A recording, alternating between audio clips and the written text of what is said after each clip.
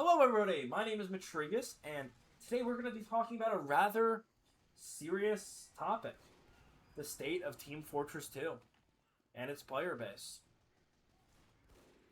If you don't like people being critical of the game, which I get, I would recommend you click off. This is a critical, and this is also a very subjective being from my experience with the game. Your experience could be different. That out of the way, some background is needed before I get into the meat and potatoes of the video. It has almost been 10 years since I've started playing TF2. I was 13 at the time and looking for a new game to play, since I was bored of Overwatch.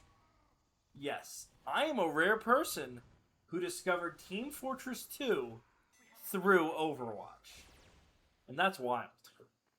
So my buddy was like, hey, you like Overwatch? Check this out. And showed me the Meet the Team videos.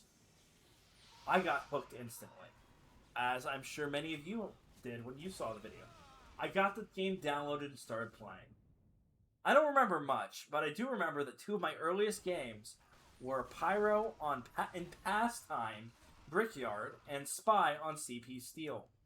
I remember the Spy match better because I could not figure out where I was. And I believe I was showing my mother on my laptop. Very interesting experience, I guess. I remember I died a bunch, but I still had a blast. I even begged my parents to buy me a Steam gift card so I could buy the weapon bundles for some of my favorite classes. I did not know any better. I even unboxed an Engineer Unlocked TF2 crate and got the Texas Slim Shine Dome. I was upset since what I really wanted was the level 3 Chin that I saw in a MuseHelp video. Soon after all this, I joined the r/TF2 Discord to find more people to play with and met a bunch of super interesting and sometimes very weird people. Then it happened. My first and last major update from Valve, the Jungle Inferno update. I had such an amazing time doing contracts, trying the new weapons, seeing the new content with all my friends, and just playing on these cool maps. Banana Bay is still one of my favorite maps, despite no one playing on it and it kind of being terrible, because of how much fun I had at the start of the Jungle Inferno update with it. And soon after, I met Okidoki TF2 and H Trademark, who are both YouTubers, I guess. The former of which is TF2er Zesty Jesus' top up for making the Glacial Glazed Warpaint. I can't blame Zesty Jesus too much on this one, since Valve adding that is insane, and I roasted my buddy about that one. I continue to play TF2, make new friends, and make theories about the heavy update, trade. I did a lot of trading, and I just enjoyed the game.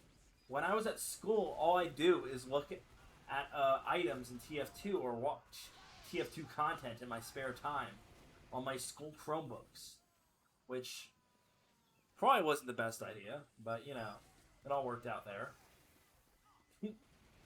And then, in late 2019, the bot crisis started. This killed my passion for TF2 dead. I quit until December of 2021, where I gave the game another chance. It still sucked, so I quit again until 2024, where I played for a couple months. It was much better, but then I quit again because I was bored and I wanted to get more into Counter-Strike. That was a terrible decision. Counter-Strike is terrible. Hate that game. Bad game. But recently, since early March, I've been playing the game quite a bit more. And I have been really enjoying it. I'm sure a lot of you have had a similar experience to me. Maybe before me, maybe after me. Most of my friends have had the same experience, and the one thing we can all point to is that all of us have quit and come back. This has led me to believe that nobody truly quits TF2. Now, why is this? Is TF2 some flawless game that is perfect despite not receiving updates?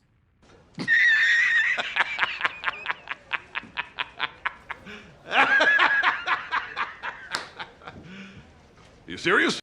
No, absolutely not. TF2 is in the worst state it has ever been in, and I'm still enjoying it. No offense to the talented workshoppers making the items being added in. I can't imagine how difficult it is to make cosmetics and unusual effects. War paints, I made a couple. They sucked. I know how that's done, so that's not as super impressive to me. But some of these are really good. You guys should check out H Trademarks stuff. I'll link his workshop in the description. He makes really good stuff. But for the most part, the items being added into the game are slop. The new cosmetics suck. Unusual effects being added suck. There's so few unusual effects being added that I like that since 2020, there's only one unusual effect, two unusual effects actually, that I've gone out of my way to own. These being Cold Cosmos, which unfortunately was locked to a kind of crappy crate, so it's only on very few cosmetics, and Stellar Ascent. I like those two effects. I like them a lot. I'm sure there's other effects that I like Death Staggers, but for the most part, the unusual effects being added to the game aren't very good. They don't match the quality of things like Antifreeze, Green Black Hole, Frostbite, or any of the previous event effects added. I guess they kind of match the quality of the first generation Halloween effects, since those kind of suck. Which is fine, because they're super expensive, and people enjoy them.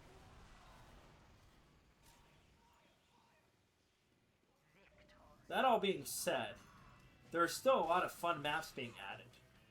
However, most of the maps are not. So why do I and so many others still play and love this game? Is it sunk cost fallacy?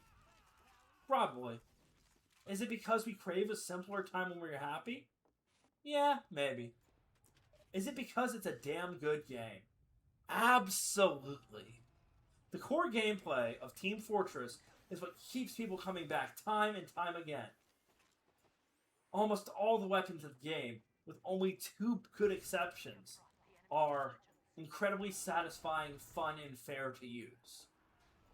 Most of the older maps, like Borneo and Frontier, those are my two favorite maps, are amazing. And maps like Two Fort, which, while design-wise are probably not the best map, in fact, I think they're pretty terrible, are fun to just turn off your brain and kill people. It is a shooting game, and shooting at people in the game feels very good. TF2 is a truly special game, and it has defied the test of time. But this will not last forever.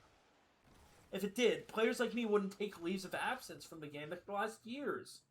The reason is that TF2 is suffering from entropy. And this is all Valve's fault. They don't give any attention to the game, there is a lack of quality in the few updates we have, and no weapon rebalances to play around with. Even when they do things, like the most recent update, they broke a strange part, the taunts after, like the freeze cam taunt appearance. It doesn't work right now. At the time of recording this video, it has not worked for the past 3 or 4 weeks. I don't know how they did that, but Valve is not fixing it. This crap has meant that the game's balance has been in a permanent game state since 2018 when the Blue Moon update came out, where they added the key blast for Engineer. It's not like TF2 makes them no money. It's pretty much an infinite money glitch. They drop a mediocre update and people spend money. Now, I don't hate Valve. In fact, I am a big fan of a lot of their work. But it's been undeniable that they are the thing killing TF2. However, Valve, or whoever is working on the TF2 team right now, has gotten a lot better in the content they've been adding in recent years. It feels like in years past, they just throw a random number wheel for cosmetics made by the same people every single time. And these still could be, but the cosmetics they're selecting are better. I think the Summer and Smith 25 cases were much better than the previous years. In fact, my favorite heavy hat in the game is the Hunk of Monk in the Sun style. I don't know why him having a bowl cut is so appealing to me, but it looks great with the Cuban Bristle Crisis. And Smithmas at all being something I like, but the case is crazy, since I've hated everything they've added for Smithmas for a long time. Even the Elite Grade isn't some overtly Smithmas themed thing. It's something you can wear any time of the year. It's great. And they added to make every weapon festivizable, which is a cool change. That's a cool change. Scream Fortress 2024 was also an absolute banger, and the last two Warpaint cases have been a notable upgrade to the content we were getting before. There's a massive kudos to be said for whoever is working at Valve that puts in the bare minimum effort to this game, but that does not change the simple fact that TF2 is already functionally extinct. Being functionally extinct is when there's one last member of a species, so despite that last member not being dead yet, it can't breed. The species is gonna die. Once that is gone, it's kaput. And that one last individual is the community.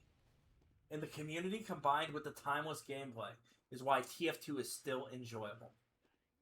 I plan on continuing playing TF2, and I'm sure many of you do as well. TF2 has touched so many people's hearts over the years, and I'm sure it'll continue to give great experiences for years to come.